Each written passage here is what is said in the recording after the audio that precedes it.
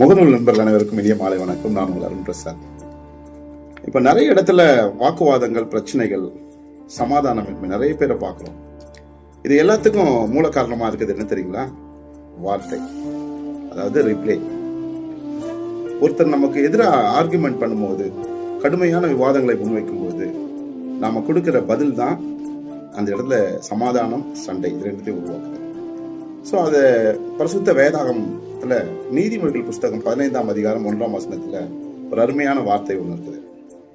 மெதுவான பிரதியுத்தரம் உக்கிரத்தை மாற்றும், கடும் சொற்களோ கோபத்தை எழுப்பும்.